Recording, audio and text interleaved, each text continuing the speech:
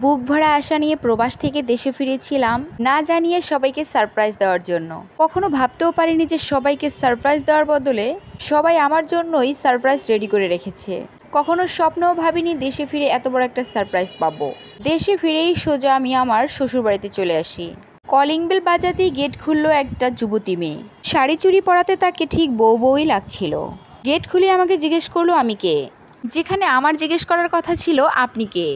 যাই হোক, আমি তাকে বলি আমার বাড়িতেই জিজ্ঞেস করছেন আমি কে, আপনি কে, বাবা মা কোথায়, সবুজ কোথায়। সবুজ আমার হাজব্যান্ডের নাম। উত্তরে মেয়েটি বলে কার বাবা মা, আর সবুজকে আপনি নাম ধরে কেন ডাকছেন, কে আপনি। আমি কোনো কথা না বাড়িয়ে মেয়েটিকে ধাক্কা দিয়ে ভেতরে ঢুকে যাই। ভেতরে ঢুকে চিৎকার করে ডাকতে থাকি বাবা মা আর সবুজকে। ততক্ষণে মেয়েটিও বাবা মার ঘরে চলে যায় ডাকার জন্য।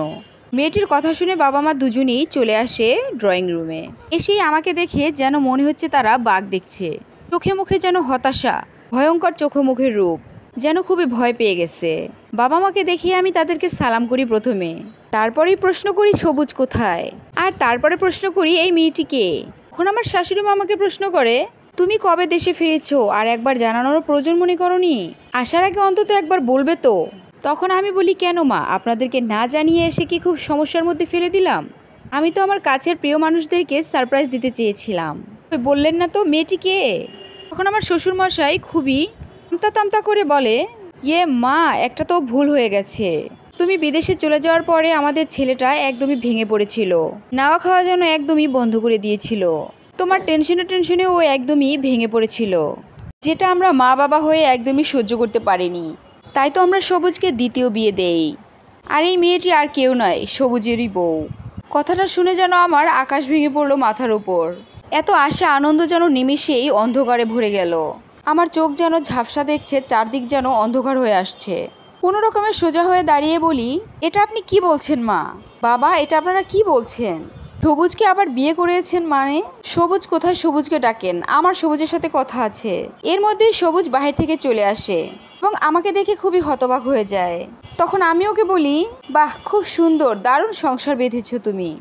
কোন কারণে আমি প্রবাস জীবন পাড়ি দিয়েছি, শুধুমাত্র তোমার সাথে আমি ভালো থাকবো বলে। তোমার তো কিছুই ছিল না, ভেবেছিলাম বিদেশ করে অন্তত একটা ভালো বাড়ি করব, আর সাথে তুমি একটা ভালো বড় ব্যবসা করবে। তারপর বিদেশ থেকে ফিরে এসে তুমি আর আমি সুখে শান্তিতে সংসার করব। আজ তো বিদেশ থেকে ফিরে তোমাকে সারপ্রাইজ দেওয়ার বদলে আমি নিজেই সারপ্রাইজড হয়ে গেলাম। তুমি এত বড় সারপ্রাইজ আমার জন্য রেডি করে রেখেছো যে এই সারপ্রাইজ সহ্য করার ক্ষমতাই আমি খুঁজে পাচ্ছি না। কি করে পারলে তুমি এটা করতে? তোমার জন্য আমি এত কিছু করলাম আর তুমি আমার কথা ভুলে গিয়ে নতুন করে সংসার বেঁধেছো। আর মা বাবা, আপনারা কি করে পারলেন এটা করতে? নিজের ছেলের জন্য কষ্ট হচ্ছিল তাই ছেলেকে বিয়ে করিয়েছেন। আমি কিভাবে আপনার ছেলেকে ছাড়া একা বিদেশে দিন কাটিয়েছি, এতগুলো দিন মাস বছর আমি কিভাবে কাটিয়েছি, তো কষ্ট করেছি, এই তার মূল্য প্রতিদান। আমার কথা শুনে সবুজের স্ত্রী বাবা মাকে কিছু কথা শুনিয়ে বাসা থেকে বের হয়ে যাবে। ঠিক সেই সময় আমি তাকে আটকে বলি তুমি কেন যাবে, এটা তো তোমার সংসার। সবুজ যখন আমাকে ভুলতে পেরেছে তার সাথে আর আমার সংসার করা সম্ভব নয়। চলে যেতে হলে আমিই চলে যাব। সবুজ কিছু বলতে চেয়েছিল, কিন্তু আমি কোনো কথা শোনার চেষ্টাই করিনি। সে স্থান নিমিষেই ত্যাগ করে চলে যাই, বুক ভরা কষ্ট নিয়ে। এটা ছিল একটা আপুর লাইফ স্টোরি। আপুটি কি ঠিক করেছে? কমেন্টে জানাবেন বন্ধুরা।